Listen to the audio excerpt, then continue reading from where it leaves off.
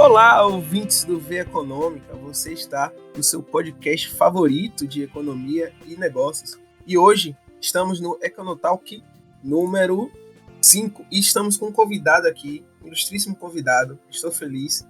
Novamente estamos trazendo figuras aqui importantíssimas, né? Nesse meio de economia para a gente conversar e trocar uma ideia. E nada mais, nada menos, também está aqui meu co-host, meu amigo Eric Moraes. Quem fala aqui é Tawan Santos, economista e consultor também. E pode se apresentar, meu amigo Eric, e depois o nosso querido convidado Écio. E aí, Tawan? E aí, Écio? Tudo bem com vocês? É um prazer estar aqui novamente. Esse V Econômica tá muito se achando, tá chamando os caras muito importantes. Tô começando a ficar sem roupa à altura para isso, sabe? Não tenho aqui aquele paletó que a gente usa nas ocasiões importantíssimas, mas brincadeiras à parte, né? É um papo excelente que a gente teve na semana anterior. Essa acho que vai ser melhor ainda, né? Na verdade, vários dilemas intrigam a humanidade, né? Entre eles, o que BBB tem a ver com a economia. A gente vai descobrir isso até o final do podcast. E é isso aí. E aí, Écio, tudo bom? Bem, tudo bem, pessoal. Eu queria começar agradecendo o convite, né, para participar do podcast do V Econômica. Estou à disposição para a gente conversar sobre economia traduzida, né, para estudantes, para empresários e para a população em geral. Isso é uma coisa muito importante. Em geral, as pessoas, os economistas, principalmente os da velha guarda, terminam se prendendo muito ao economês, né, à tecnicidade da economia, e falta muito essa tradução para a população em geral. Para quem não sabe, eu sou professor de economia da UFPE desde 2002. Eu estava comentando com vocês, né, antes da gente começar a gravar. Eu voltei dos Estados Unidos. Eu voltei como professor da UFPE aos 26 anos, já com um pós-doutorado em economia, e aos poucos eu vi muito essa necessidade de trazer essa tradução para as pessoas. Então, lá atrás, eu sempre me disponibilizei para dar entrevistas. A gente, na universidade, termina sendo muito demandado, né, para conversar e explicar o que está acontecendo na economia, e eu via muito os professores se esquivando, sem querer colaborar, contribuir. Então, lá na secretaria do departamento, eu disse: não, qualquer entrevista pode falar comigo. Aquela história, né, de amarração de transatlântico até parto de Siriema, pode falar comigo que eu estou à disposição. E, na realidade, o que a população quer, o que os jornalistas querem, é que você traduza realmente para o leigo o que está acontecendo. Então, eu tenho hoje 7 anos de rádio, escrevo também coluna em jornal, tenho nas minhas mídias sociais um envolvimento muito interessante das pessoas, principalmente no Instagram. Aos domingos, eu faço uma sessão de perguntas e respostas lá no meu Stories, que é bem divertido. Inclusive, eu tenho um amigo fotógrafo que aí eu precisei fazer uma foto profissional com ele, e aí na conversa a gente teve a ideia de fazer algumas fotos com poses engraçadas, né? E aí eu pego e uso essas fotos respondendo as perguntas, tipo a foto bem assustado, a foto indignado, a foto com a cara assim meio sem entender o que está acontecendo. Isso ajuda muito no entendimento e prende a atenção das pessoas. Então, dia de domingo, minha mulher até reclama que eu não tenho mais o que fazer, eu fico dia de domingo respondendo stories das pessoas o dia inteiro. Mas é algo que me diverte muito, né? E aí veio o BBB, né, que é um assunto interessante que a gente pode estar discutindo hoje, com um ex-aluno meu, né, que está lá dentro, trazendo também a tradução da economia para a população em geral, e aí num nível muito mais elevado, né? Eu só ia comentar brevemente que eu já participei dessa sessão de perguntas bem no final do ano passado. Hoje em dia, devido à demanda de trabalho, essas coisas, eu acabo não vendo muito conteúdo. Mas eu gosto muito do conteúdo do professor, de você, Écio, que é muito, muito leve, né? Muito descontraído e muito engraçado também algumas vezes, né? Tem algumas perguntas que são muito sem sentido, mas mesmo assim você, com toda a paciência, vai lá, responde, explica, ou até tira um pouco de sarro dessas perguntas assim. Aquela coisa, né? Quem pergunta o que quer pode ouvir o que não quer. Mas eu não ofendo ninguém, né? Eu, inclusive, não marco a pessoa que está fazendo a pergunta, eu deixo no anonimato, e a ideia é descontrair. Né? Então, às vezes, me fazem algumas perguntas meio malucas, eu tenho as fotos específicas para responder esse tipo de pergunta, e até hoje ninguém nunca me xingou no direct, nem nada do tipo. Pelo contrário, eu recebo muito agradecimento, elogios, e isso é o grande combustível para continuar fazendo isso. Com certeza, e eu imagino a satisfação, né, que deva ser para você, principalmente quanto a um ponto crucial que você tocou no começo da sua fala, né, que é justamente esse distanciamento que existe entre as pessoas, entre o público geral e a ciência econômica, né. A ciência econômica, com toda a sua magnitude, né, que está presente em todos os níveis da sociedade praticamente, está presente em 100% do nosso dia e muitas vezes as pessoas não têm acesso a conceitos tão básicos assim, básicos nem tanto, né, mas interessantes como, por exemplo, a curva de Phillips, né, coisa que o Gil explicou maestricamente, obviamente aí com a orientação lá atrás na graduação do professor Écio. Ter essa sensibilidade para explicar para o grande público é essencial. E se você, querido ouvinte, não estiver seguindo o Écio nas redes sociais, você pode ir agora no seu Instagram ou no seu Twitter, ou nos dois, faça os dois, é melhor ainda. Procura lá Écio Costa, Écio é E-C-I-O Costa. E, enfim, esteja aí inteirado com os tweets e stories aí, principalmente aos domingos, do professor, no caso, ex-professor do Gil do Vigor, do BBB, né? Não vou dizer que seja o ponto mais alto da carreira do Écio, mas com certeza é um fato curiosíssimo e, obviamente, o Gil, uma das pessoas mais queridas e mais dispostas a ganhar esse prêmio, certamente é algo que deva ser elevado, com certeza. Com certeza está no top 3.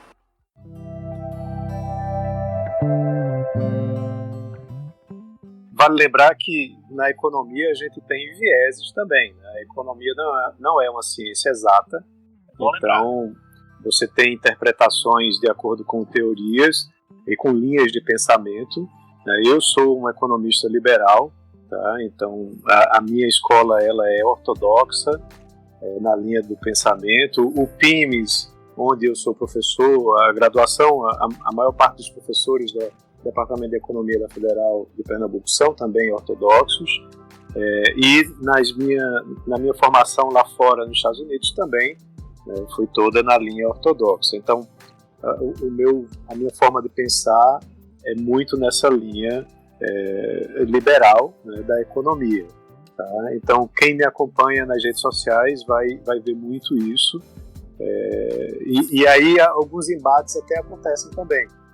Porque, imaginem só, eu estou aqui em Recife, na região Nordeste, onde você tem uma mentalidade de dependência do Estado muito grande, né, de que o Estado seria o grande provedor, o que traz as soluções para a economia, para as pessoas, quando na realidade, na prática, quando a gente vai ver, não é bem assim. Né? Então tem muita pauta que eu me posiciono e sou bastante criticado. Mas, ao longo do tempo, eu tenho colecionado pessoas que mudaram de pensamento, né, que começaram a pensar de uma forma mais pró-mercado, menos estatizante, e isso é importante, é interessante, né, porque não pode ficar se prendendo a esses modelos do passado que a gente vê que não deram certo.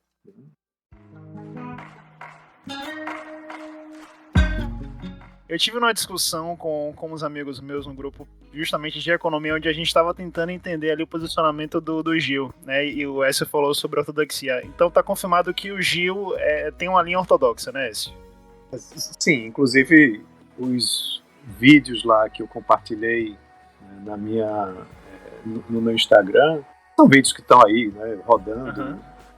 Você vê claramente um posicionamento dele de ortodoxia. Certo? Inclusive, algumas pessoas, né, ironizaram o próprio Ciro Gomes, né, dizendo: olha, Ciro, aprenda com o Gil e tal, né, nessa questão da curva de Phillips, né, e ele mostrando que há uma relação direta, né, e você pode ter um problema sério de inflação. Ele até diz ele até fala da decepção dele, né? Quando eu entrei na faculdade, eu achava que era só imprimir dinheiro, que tudo ia resolver, mas não, existe uma curva chamada curva de Phillips, que mostra que não é bem assim e tal. Então, assim, o posicionamento dele nesses vídeos é bem ortodoxo, né? Aí, claro, eu fui aluno dele da graduação, depois ele ainda fez o mestrado e agora está como doutorando, mas com professores que eu conheço lá do departamento que também são ortodoxos, tá? Então, não acredito que ele tenha mudado esse viés e no BBB está se comprovando que também não. Perfeito. Eu já tava torcendo pro Gil pra ser o top 3. Ele subiu pro top 1. Ele tem que ganhar só ficar liberal. Ele tem que continuar até o final pra gente, que é professor, que é economista, ter a vida mais fácil daqui pra frente.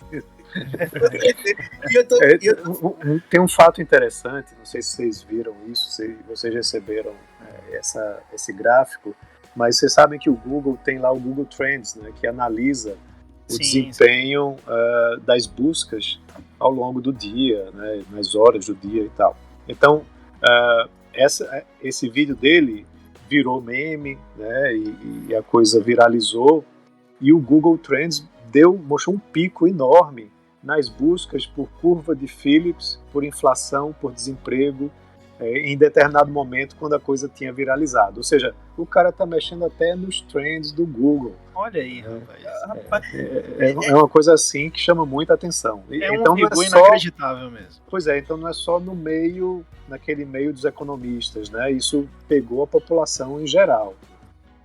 Sendo honesto, isso me deixa muito feliz, professor, porque a gente aqui, eu e o Eric, eu me formei na faculdade de economia e a gente viveu, e Eric ainda vive, uma degradação do curso. A nossa faculdade que a gente se formou, trazendo uma degradação ao curso.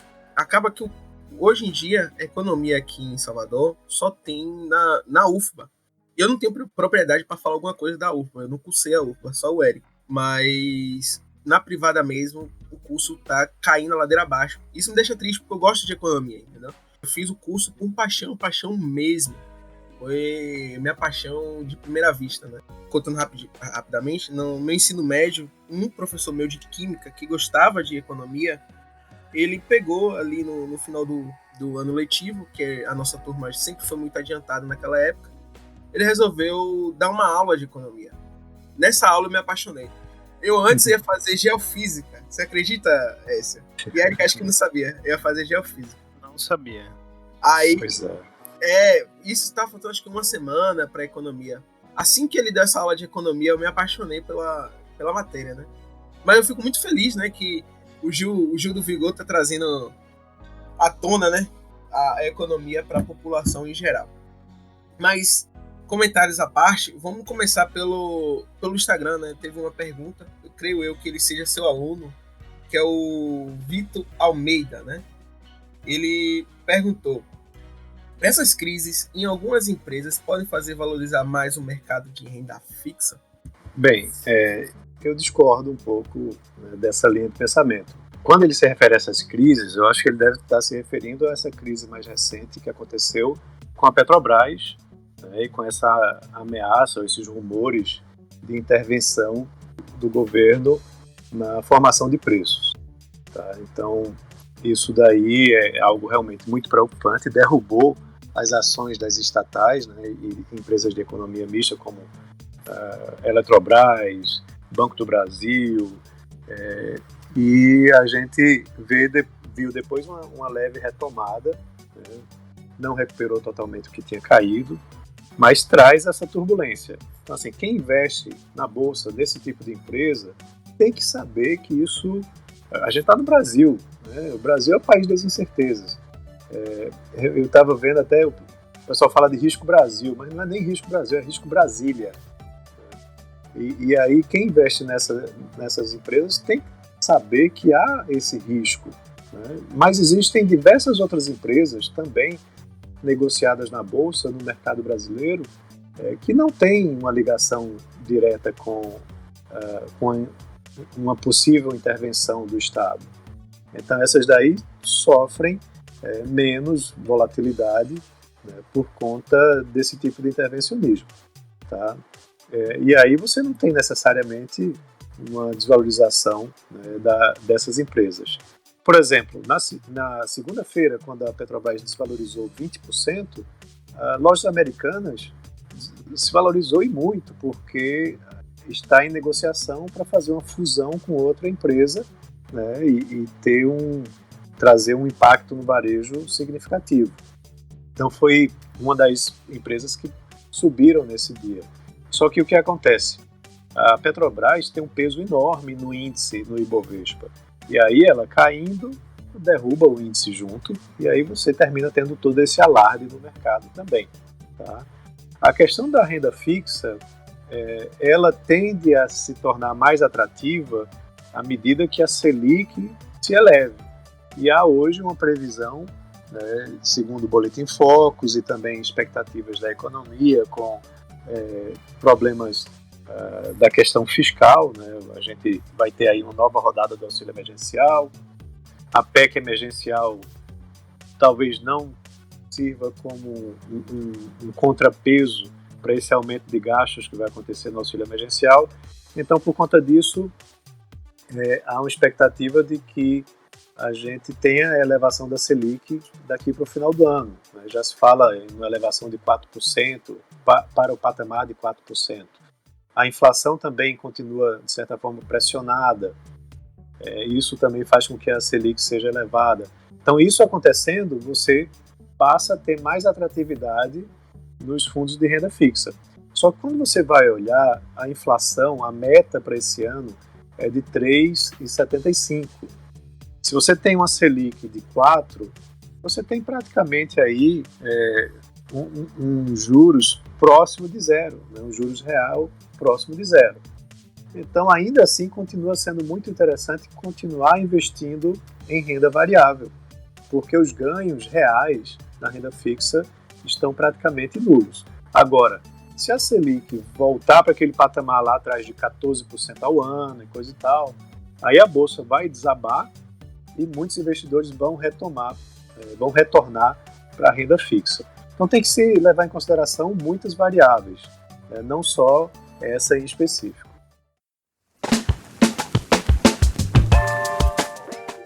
Vamos começar com as nossas perguntas aqui que a gente separou. A minha primeira pergunta é sobre a questão da Petrobras. Eu não poderia deixar de comentar sobre o assunto do momento, desse mundo de economia, negócios. E minha inquietação é que no período de campanha do atual presidente, ali em 2015 a 2018, quando ele começou a fazer as campanhas tanto no Facebook, no WhatsApp e tudo mais, ele levantou uma bandeira muito de liberalismo, né? De liberdade econômica, de liberdade política, até falando diversas vezes de privatizações que seriam realizadas dentro do seu governo, né? Um exemplo claro é os Correios, que virou até meme, né? Depois, né? Paulo Guedes também aí corroborando com essas afirmações e tudo mais. Contudo, no decorrer do seu mandato, né? Quando a gente vê de fato ele no poder, percebemos uma política ao contrário do que ele estava dizendo. E a prova disso é o novo nome da presidência da Petrobras, né? Diante disso, né? Diante de tudo que eu falei antes, eu gostaria de saber qual é a sua perspectiva sobre a economia com todas essas medidas até então, desde a posse dele, as atitudes sendo contrariadas ao que ele estava dizendo em campanha. E eu queria saber se você acredita, se temos alguma salvação nesse período, né, desses períodos que ainda restam, né, que ano que vem já é eleição. Então a gente tem mais ou menos um ano e alguns meses, um ano e alguns meses de mandato do presidente. Você acha que ainda existe alguma salvação em relação a isso? Sobre a governança dele?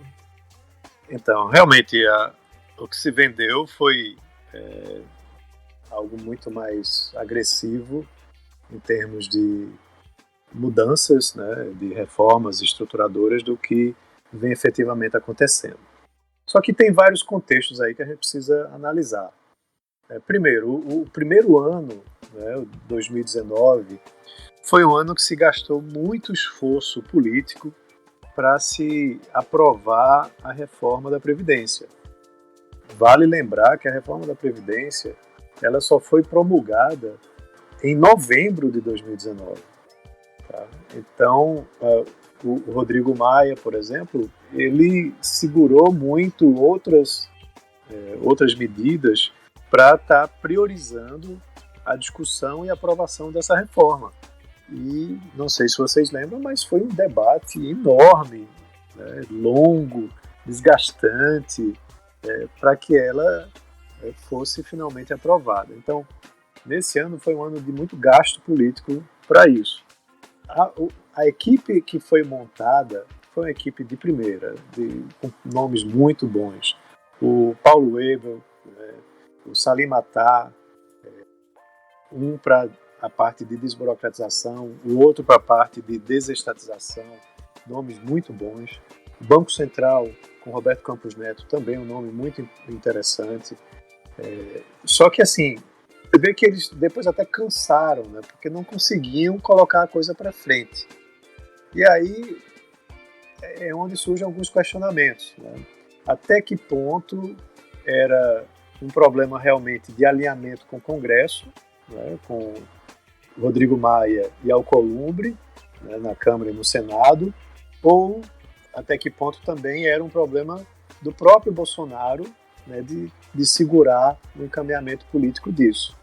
Né, o Paulo Guedes formulou e encaminhou vários projetos com sua equipe, mas não conseguiu prosperar com muitos deles. Mas, ainda assim, a gente teve alguns fatos relevantes que foram aprovados. A gente teve uma lei de liberdade econômica que traz uma simplificação, uma desburocratização importante para os negócios aqui no Brasil. O problema é que estados e municípios precisam aderir, né? Aqui em Recife, aqui em Pernambuco, por exemplo, você tem Jaboatão e Recife. São cidades que você vai na mesma avenida e você sai de uma cidade e entra na outra. E na mesma avenida, se você está em Jaboatão, você abre uma empresa muito mais rápido, com menos custos do que em Recife, porque Jaboatão aderiu à Lei de Liberdade Econômica de uma forma mais ampla do que Recife. Então você termina tendo problemas nesse sentido. Além disso, você teve também, mais recente, a autonomia do Banco Central sendo aprovada, que está para ser sancionada, né, também, dependendo de quando o podcast vá ao ar, talvez já tenha sido sancionada. Isso traz, inclusive o próprio Gil apresenta lá num dos vídeos dele a importância dessa autonomia do Banco Central. E aí você tem também novos marcos legais que estão sendo tramitados, né, como você teve o do saneamento, que estava lá emperrado há muito tempo. Você teve o acordo Mercosul-União Europeia, que foi assinado. Claro, falta ser ratificado, né, pelos países da União Europeia, e aí tem essa questão ambiental que é muito problemática, mas isso avançou. Né? E aí tem marco legal da energia elétrica, do gás natural, a BR do mar, né, que é a facilitação da cabotagem. Então, tem várias medidas que estão sendo discutidas e tramitadas. E aí, o ano de 2020, que era um ano que, aparentemente, muitas dessas coisas iriam andar, a gente teve logo em fevereiro a pandemia, né, paralisando todo o andamento também a nível de Congresso dessas medidas, dessas reformas estruturadoras. E aí o que aconteceu? O próprio Rodrigo Maia disse: eu não vou tratar de pauta econômica nenhuma. Minha prioridade é a questão do Covid, seus efeitos na saúde e seus efeitos econômicos. É plausível esse argumento, mas ao mesmo tempo, o Congresso não consegue lidar com mais de uma coisa ao mesmo tempo, né? Claro que conseguiria, mas isso simplesmente não prosperou. Aí você viu inúmeras brigas, né, entre o Paulo Guedes e o Rodrigo Maia, que também não ajudaram em nada. E aí, inclusive, eu terminei o ano muito desanimado, Quando aí veio essa virada de ano com a eleição para Câmara e Senado, com presidentes que estão alinhados agora com o governo, mas também alinhados com o Centrão. Essa é a parte preocupante da coisa, né? Mas há um alinhamento, e tão logo essa eleição aconteceu, poucos dias depois, o ministro Paulo Guedes, né, capitaneou a entrega do governo de uma série de itens econômicos, né? São 26 itens de pauta econômica. Quem quiser ver com maiores detalhes, essa lista está lá no meu Instagram, no feed, eu coloquei lá e comentei sobre isso. Mas são vários itens que estavam paralisados e que agora estão sendo retomados. Então você tem reforma administrativa, reforma tributária, a SPEX, né, emergencial, do Pacto Federativo, dos fundos, a autonomia do Banco Central estava parada e aí foi rapidamente aprovada, para ser agora sancionada. Então isso agora parece tomar um novo ritmo, né? Espero que esse alinhamento permaneça, né, para que a gente possa ter essas pautas sendo consideradas e aprovadas, porque são importantes para destravar a economia brasileira, né, e você ter ganhos, né, para um crescimento mais rápido, mais elevado da economia. E, inclusive, 2021 é um ano decisivo para que isso aconteça, porque 2022, esqueça, vai ser um ano eleitoral, né, o Bolsonaro tentando a sua reeleição. Existe preocupação com essa retomada do auxílio emergencial e o impacto fiscal que isso vai trazer. Pelo lado das privatizações, foi entregue por medida provisória a privatização da Eletrobras. Espero que isso não seja só para inglês ver, mas também... É para inglês ver, viu? Porque, só cortando o som brevemente aqui com todo respeito, eu acho que eles estão correndo contra o tempo, eles estão vendo que já está batendo no relógio dele eleitoral, que eles precisam apresentar algumas coisas para a campanha, entendeu? Eles precisam correr. Eu vi alguns cortes do Flow Podcast que o filho de Bolsonaro estava falando, já estava começando a falar muitas coisas que o pai dele fez, o que ele não pôde fazer foi por causa do Congresso, sempre botando a culpa de ele não fez por causa do Congresso, entendeu? Mas ele chegou, fez isso aqui porque ele conseguiu, porque ele tinha algum poder e fez isso ou aquilo, entendeu? Mas, de certa forma, o Congresso tem autonomia e precisa ter autonomia, mas quando quer, aprova rapidamente uma pauta que é de interesse para eles, e pautas econômicas importantes para o país são realmente, muitas vezes, deixadas de lado. 2022, por exemplo, pauta econômica nenhuma vai ser aprovada. Tenho expectativa quase zero para isso. Esse é o ano decisivo. Só que eu escrevi, inclusive, um artigo para o Diário Pernambuco, onde o título era Com a faca e o queijo na mão. Existe esse alinhamento e é o ano para fazer a diferença realmente, com pautas importantes sendo aprovadas. A reforma administrativa deve ser aprovada nesse primeiro semestre, a tributária no segundo semestre. Assim, eu tive informações, né, até de deputados federais que têm um encaminhamento e um acompanhamento do que está acontecendo lá dentro. Também está sendo apresentado um projeto de lei para a privatização dos Correios. Mas como é PL, não é MP, não tem prazo para caducar. Então pode ser também que seja só para inglês ver. O que me chama mais a atenção, que é muito importante e que deu certo em 2019, 2020 ficou paralisado, é o Programa de Parcerias de Investimentos, PPI, que foi apresentado pelo governo Bolsonaro, foi publicado no Diário Oficial, onde existem mais de 40 parcerias de concessões de aeroportos, de rodovias, de portos, que irão trazer a iniciativa privada. Isso daí é muito importante para a infraestrutura brasileira, para melhorar a nossa competitividade no agronegócio, na indústria, em diversos segmentos. E isso atrai investimento privado, que gera emprego e gera desenvolvimento econômico. Então, eu aposto minhas fichas muito mais nisso do que realmente na privatização de estatais, até porque depende muito desse...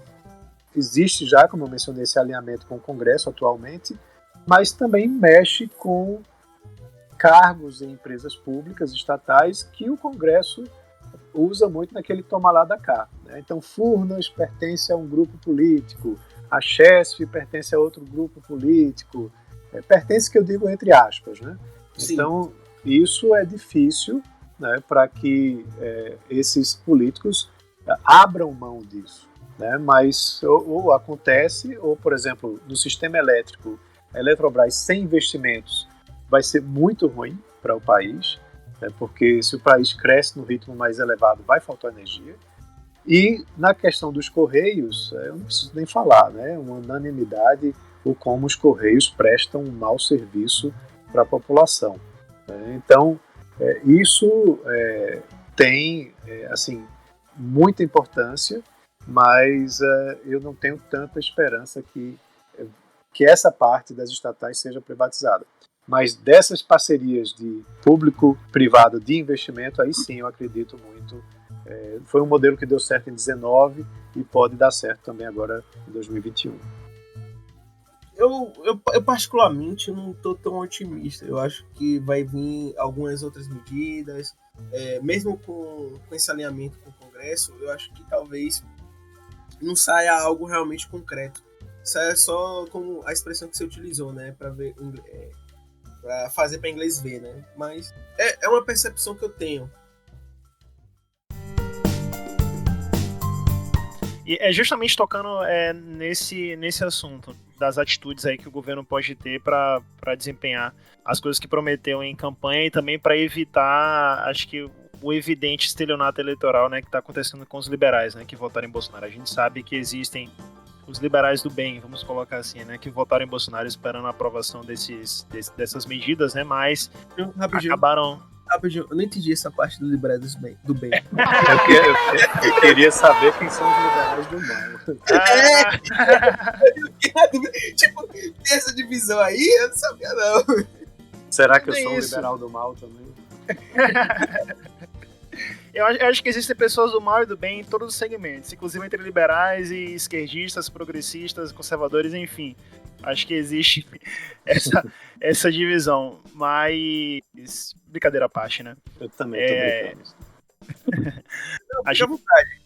Grande parte da massa que apoiou o Bolsonaro, nem tão grande massa assim, né? Mas enfim, uma parte considerável veio justamente dessas pessoas que acreditaram aí na possibilidade, né, do avanço dessas pautas voltadas a medidas mais liberalizantes da economia em geral, né? E a gente sabe que o caminho inevitável para a gente conseguir chegar nesse tipo de política é justamente através das reformas, né? E a gente tem uma série de reformas aí desde muito tempo, né, que são discutidas, que são colocadas no debate público, né, como vias aí de saída para a nossa situação.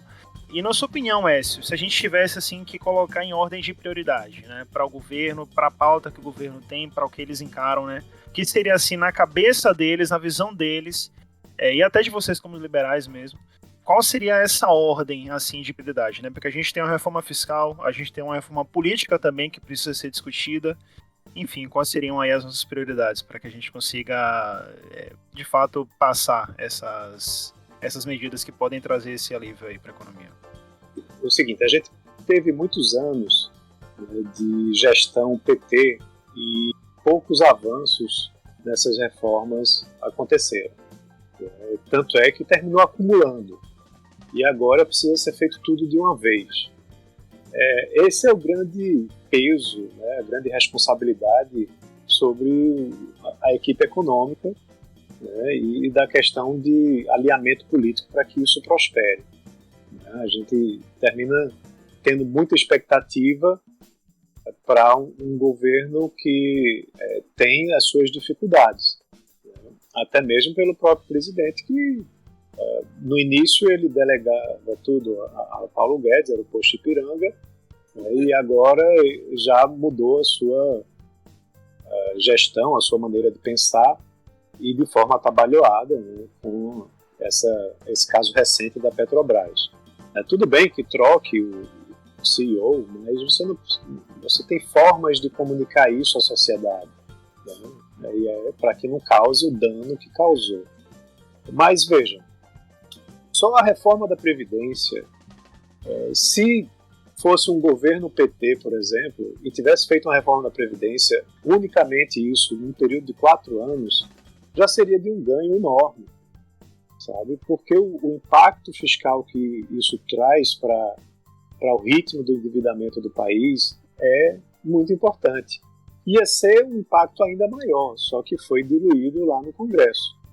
E aí você falar de reforma tributária se fala numa reforma tributária há 30 anos, né, 20 anos. A coisa só tem piorado ao longo do tempo. É um regime de exceções, né, chamam de manicômio tributário. E aí você tem o setor de serviços que paga pouco, a indústria que paga muito, o cidadão que paga, o mais pobre paga muito, o mais rico paga menos. E até hoje isso não se corrigiu. Há diversas propostas sendo tratadas, mas isso não sai do lugar. Se isso for também aprovado, já seria novamente uma questão para você dizer, poxa, esse governo conseguiu aprovar uma reforma tributária que há décadas que não se conseguia corrigir. E é fundamental, por exemplo, no acordo de livre comércio Mercosul-União Europeia, você precisa ter uma indústria competitiva para ela não ser sucateada ou não falir numa abertura comercial, porque o setor industrial, segundo a CNI, paga em média mais de 50% de impostos, e o setor de serviços paga menos de 20%. Então você precisa equalizar um pouco isso para tornar a indústria mais competitiva num acordo comercial. E fazer também com que os pobres paguem menos, né, e os ricos paguem mais, até porque os produtos, os serviços são mais contratados até pelos ricos do que pelos pobres. Então tem essa questão toda da regressividade que também a proposta tenta equacionar, tenta resolver. Reforma administrativa é outro ponto também importante, o inchaço, né, da máquina pública, que novamente na gestão anterior à do Bolsonaro aconteceu, né, de forma muito forte, né, aconteceu um aumento da máquina pública significativo, e que agora tenta se corrigir, né, com medidas que possam facilitar e modernizar a forma com que o Estado presta serviço para o cidadão. Esse é outro ponto de fundamental importância. Como eu disse, a mídia termina cobrando muito desse governo.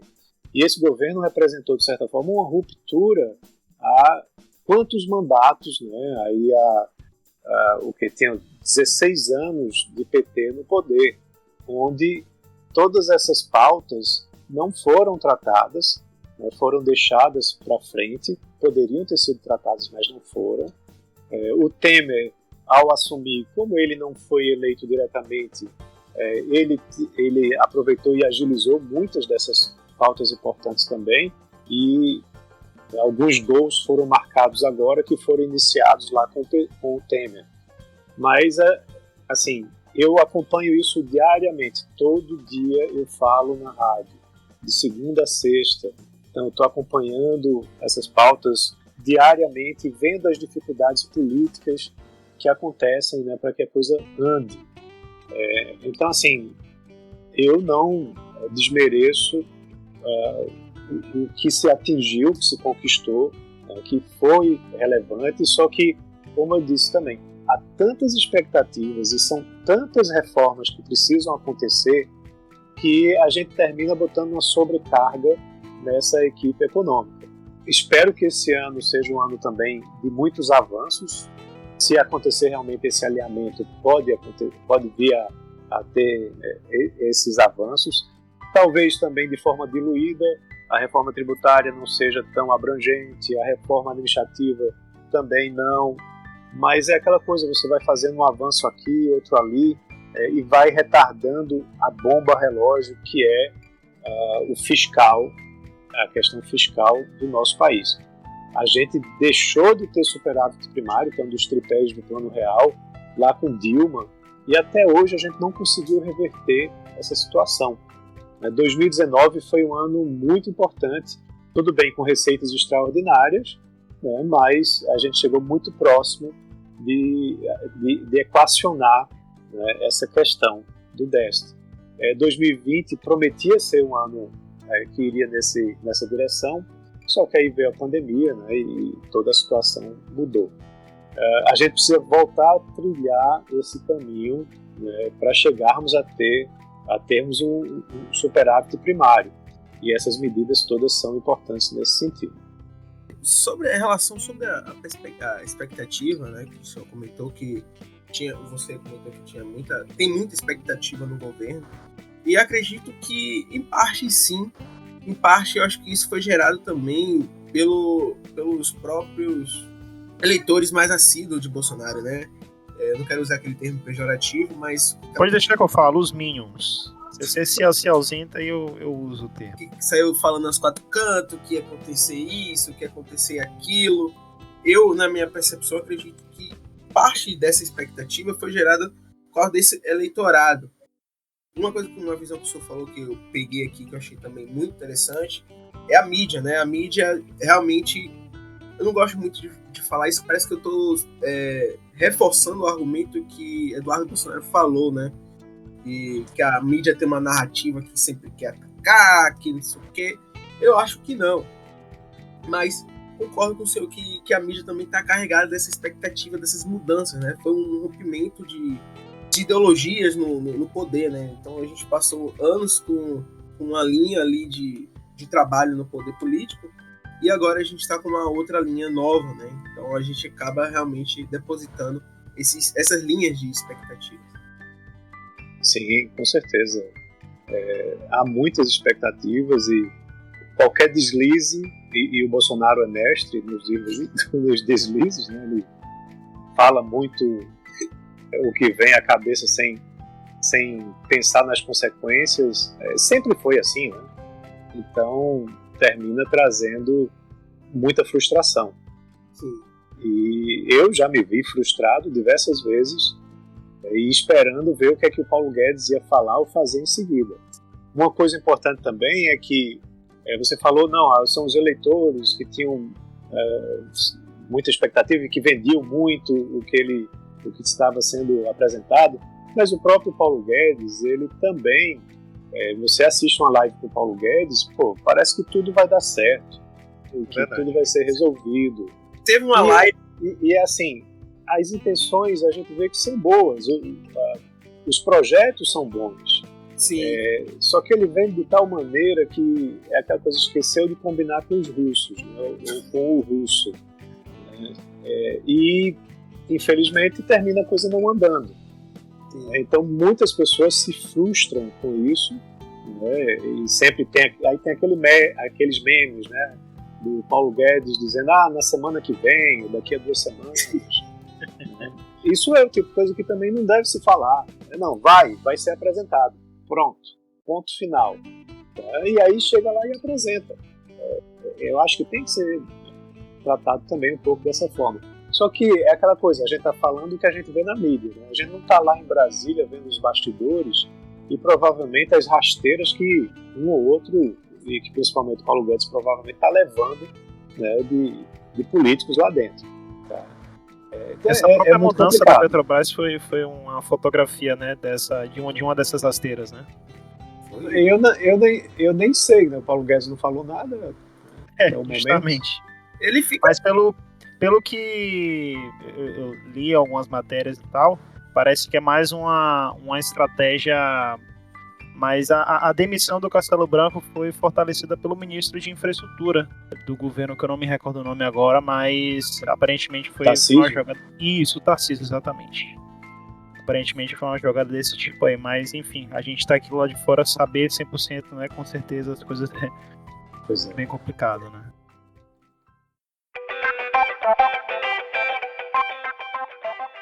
O senhor faz alguns trabalhos de consultoria, certo? Eu estou iniciando nessa área, né, nesse segmento. Eu conheci esse segmento dentro da faculdade, me apaixonei, gostei, né, principalmente dessa parte de viabilidade financeira, todo esse universo, né? E você, para mim, é uma inspiração, né? Deixando isso bem claro. Eu não falei em off, mas falo aqui e posso falar em off. Não é uma puxação de saco aqui no meio da gravação, mas realmente vai ser uma inspiração, porque você é um grande nome nesse segmento. A minha dúvida, né, uma profissão, um trabalho, sempre é muito otimista, né? Tem aquele ar mais juvenil, que acha que tudo vai dar certo e não sei o quê. E eu gostaria de ouvir do senhor, né, que já tem uma experiência nessa área, o que o senhor acha no mercado consumidor de consultoria e se acredita que nós, como consultores, a gente sofreu com esse período pandêmico e qual seria a sua perspectiva para pós-pandemia, né? Acho que, querendo ou não, é um pouco interessante ouvir sobre esse segmento, né? Olha, eu posso falar um pouco da minha experiência, né? Como eu disse, quando eu voltei dos Estados Unidos aos 26, eu voltei como professor da universidade. Minha família, meu pai, ele é médico, minha mãe até queria que eu fizesse medicina, mas eu felizmente fugi dessa bronca. E ele, por boa parte da vida dele, ele deixou a medicina para trabalhar no mundo empresarial. Então ele e meu avô tinham uma empresa, né, produziam frangos e ovos, chegaram a ser os maiores daqui de Pernambuco, nesse segmento, e depois faliram. E quando eu voltei, o meu intuito era poder ajudá-los, tanto é que as minhas pesquisas foram muito em economia aplicada, modelos de otimização e tal, e eu queria trabalhar isso junto com eles, só que quando eu voltei, eles já tinham encerrado as atividades, que tinham ido à falência, com o plano real, foi muito difícil. E aí eu comecei a despertar o interesse pela área de consultoria, né, até como um complemento de renda. Você tem algumas horas que você pode ir se dedicando a isso. E nessa área de otimização foi um passo pequeno para você migrar para a área de consultoria financeira, econômico-financeira. Então eu vim desenvolvendo isso. Nós temos o Banco Nordeste atuando aqui na região Nordeste com recursos, né, para implantação de negócios e modernização, ampliação, assim por diante. Eu comecei a gostar muito disso, então comecei a estudar e procurar as pessoas do banco para prestar consultoria nesse segmento. A coisa foi se desenvolvendo. De início você leva muitos nãos, mas você vai estudando, vai inclusive fazendo trabalho de forma gratuita. Eu cheguei a fazer isso até para adquirir experiência. Eu cheguei a fazer. Então a coisa você vai colocando isso no seu currículo, a coisa vai aumentando, vai melhorando, e com o tempo você vai fazendo seu nome. É importante você ser sério no que você faz, você errar, procurar não fazer com que esse erro se repita várias vezes, né? Você aprender com o seu erro para no próximo cliente você não cometer esse erro novamente, porque todo mundo erra, né? E você aprende errando. E aí, com o tempo, você vai tendo toda uma estrutura, todo um know-how que você passa a aplicar com seus clientes na consultoria. No meu caso, também, eu sempre tenho os olhos bem abertos para o que está acontecendo. Então, inicialmente, eu trabalhava fazendo consultoria somente de projetos de captação de recursos para o Nordeste. Mas aí o cara chegava e dizia, olha, eu quero fazer o projeto, tal. Eu disse, sim, tudo bem, mas quanto é o investimento? Quanto é isso? Quanto é aquilo outro? Eu não sabia. Aí a gente já fazia um plano de negócios também. Outros precisavam de capital de giro, mas não sabiam nem se a empresa dava resultado ou não. Então você começa a abrir o leque para outros serviços, mas sempre com aquela base econômico-financeira, né? E minha consultoria sempre foi muito empresarial. Então, aprendo muito com os clientes, procuro utilizar isso na academia para apresentar para os meus alunos. Eu vejo sempre uma complementariedade. Procuro pegar os conceitos econômicos e aplicá-los no mundo real. Sempre gostei disso na minha formação, desde a graduação, mestrado, doutorado, pós-doutorado, de fazer a economia aplicada, não ficar somente massageando o ego com modelos econométricos que não vão servir para explicar. Vão explicar alguma coisa, mas sem muita relevância prática no dia a dia da gente.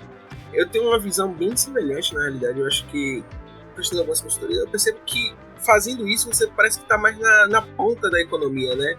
Realmente no que acontece no dia a dia. Você não fica ali só preso, como você falou, massageando o ego, fazendo vários modelos e achando que entende de economia, né? Eu não sei na Bahia como é essa relação, mas aqui sempre eu vi muito a história de que a universidade é muito distanciada do mercado. E eu vejo muito realmente isso acontecendo, mas não comigo. Comigo a realidade é totalmente diferente. As pessoas conhecem muito esse vínculo que eu tenho com o mercado, inclusive alunos também me procuram para conversar sobre isso, e com demandas, ou que querem entrar no mercado também. É muito interessante. Eu inclusive troco muito dessa experiência lá, como eu disse, aos domingos lá nas minhas sessões de perguntas e respostas, terminam perguntando muito sobre isso. Como perguntam também sobre a carreira acadêmica, né? Porque eu continuo, né, na academia, publicando, apresentando artigo em congresso, fazendo minha progressão dentro da universidade a cada 2 anos.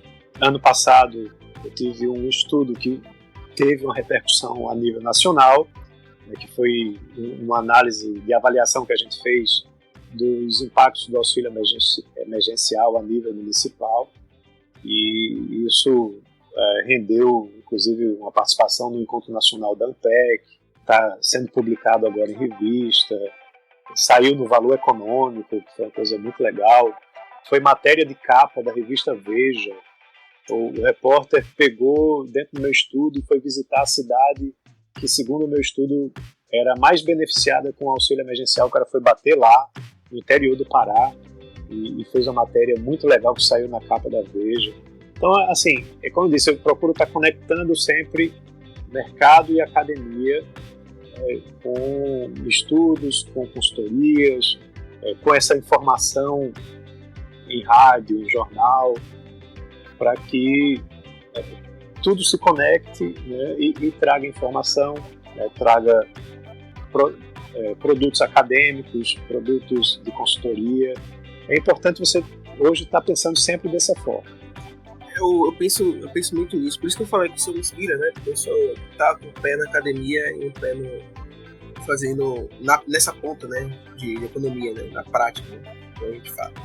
Mas ficou umas 2 perguntas aqui, mas vamos adiantar que o senhor tem horário e a gente vai logo no filé mignon, né, Eric? A gente junta as nossas 2 perguntas aqui de BBB.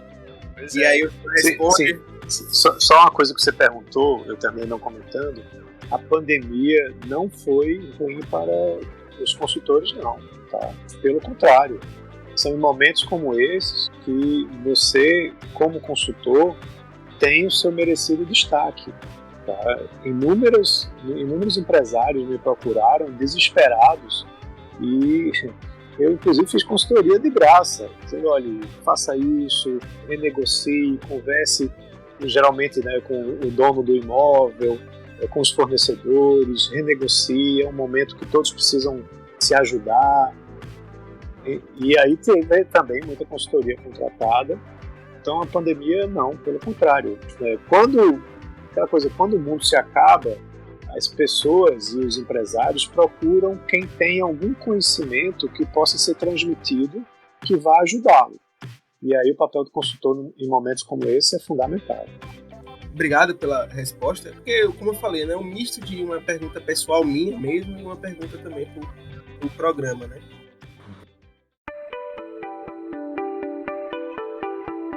Então, vamos para o filé mignon, né, do episódio, né? Vamos para a pergunta que todo mundo... A gente segura a audiência até aqui, para a gente saber, né?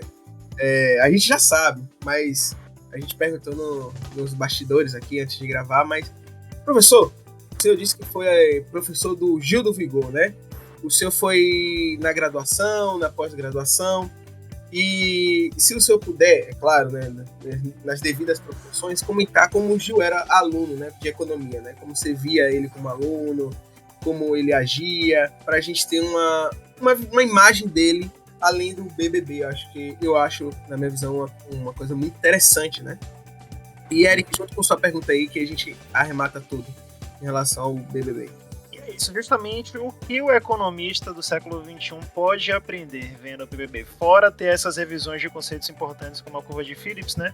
No geral, assim, em questão de jogo, em questão de interação entre humanos ali, quais são as lições que o BBB pode passar para ir pro economista?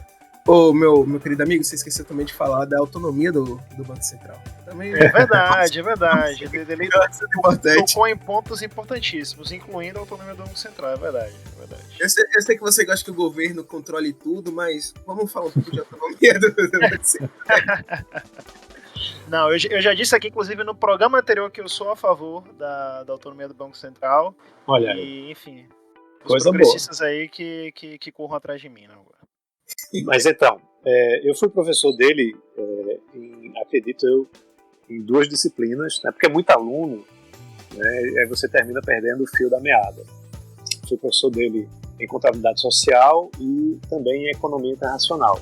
A gente tinha mais um convívio de sala de aula, né, ele tirava dúvidas com os alunos em geral, conversava, e aí terminava vez ou outra eu contando um pouco da minha história também para os alunos. Eu sou uma pessoa que dá muita entrevista, né, também para TV, para jornal, rádio. E aí os alunos, como eu já disse anteriormente, terminam conhecendo mais dessa minha inserção na mídia. E aí ele, vez ou outra que me encontrava, ele sempre chegava brincando: professor famoso, como é que eu faço para ficar igual ao senhor e tal? E aí eu dizia: estude bastante, que você vai chegar lá também e tal. Aí falava, né, que eu tinha feito PhD, terminado muito cedo. Assim, ele já se percebia que era um cara que, se estava perguntando sobre isso, é porque, no mínimo, ele estava também se planejando seguir uma carreira, né, profissional na área da economia, até diferente de muitos outros, né, que fazem o curso ali por fazer para depois ir trabalhar numa área completamente diferente. Tanto é que ele seguiu para o mestrado. A tese de mestrado dele é bem interessante, né? Tá disponível para quem quiser ler. Está como doutorando atualmente e foi aceito em 2 universidades, né? No Texas e na UC Davis, que é a UC Davis, na Califórnia, é uma das melhores lá dos Estados Unidos, né? E com bolsa, tá? Que é algo muito importante também.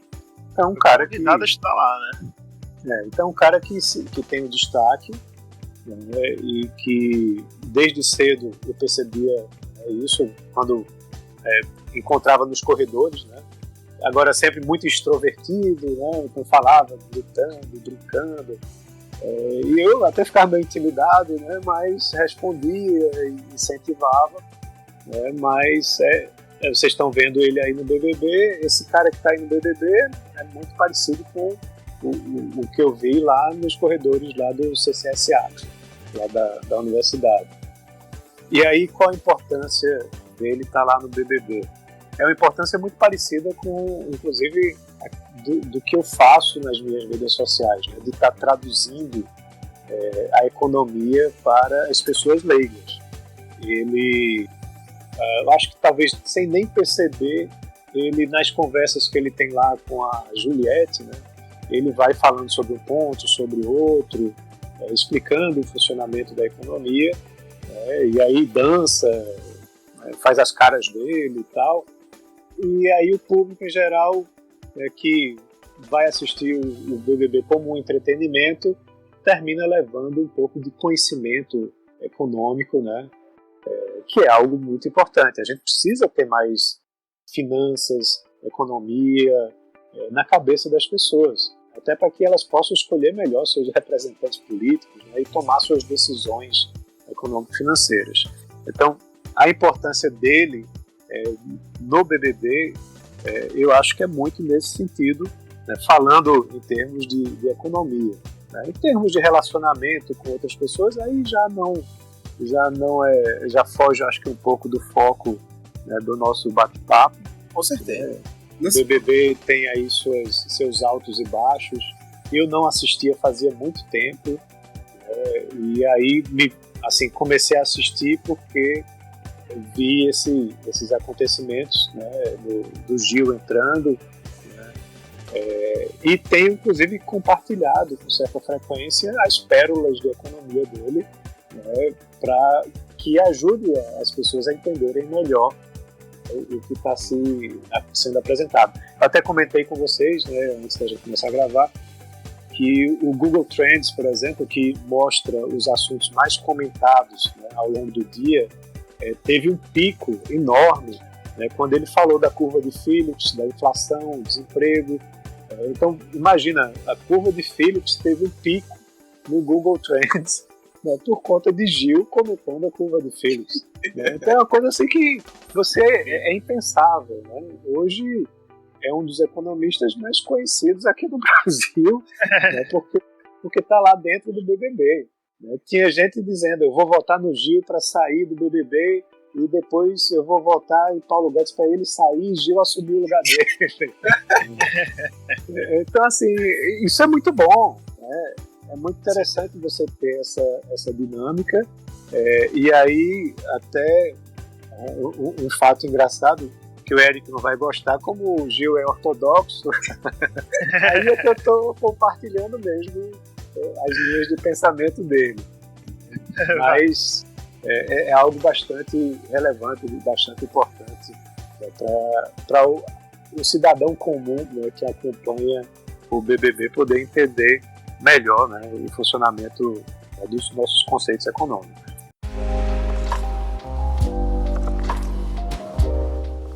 É isso, então, eu fico bastante feliz com o episódio de hoje, né? A gente conseguiu bater esse papo aí interessantíssimo com o Écio Costa. Novamente aí reforço para que você siga o Écio Costa nas redes sociais, né? Procura Écio Costa aí no Twitter, no Instagram também, especialmente aos domingos aí a contragosto da esposa do Écio, mas ele vai estar lá respondendo as perguntas que você quer mandar. falar alguma coisa? Obrigado, Écio. Obrigado, Tom. E é isso, fico feliz aí por mais um episódio. Sim, eu agradeço o Tauan, o Eric, pelo convite, conversa legal. Parabenizo aí pelo podcast de vocês, eu acho que tem tudo para dar certo, pelo Veia Econômica, e podem contar comigo aí no futuro para participar em outras edições. Como você já convidou, né, eu reforço o convite, basta procurar por @SCosta. Eu estou lá no Instagram, no Twitter, no LinkedIn, tenho também uma lista de distribuição no Telegram, no WhatsApp. Estou também agora no Clubhouse, que é a grande novidade, também @SCosta, ou procurar por Écio Costa. Eu faço uma sala lá todo domingo, às 21 horas, comentando sobre o que vai acontecer na economia na semana seguinte, é bem legal. Tem um podcast também no Spotify, Economia e Negócios, com Écio Costa. E aí é aquela coisa, a gente tenta estar em todos esses canais trazendo conhecimento sobre economia, sobre negócios também. E é isso. Estou à disposição. Agradeço a todos pelo convite. A conversa foi ótima. O tempo voou aqui. Eu tenho que correr para o curso lá de Investindo na Bolsa que eu estou organizando com o pessoal lá da Atena BGA. Tá sendo legal. Quem sabe no futuro a gente faz. Siga o professor para aprender a ser liberal e não se tornar um Eric. Boa, ótimo. Brincadeira. Tchau, gente. Tchau.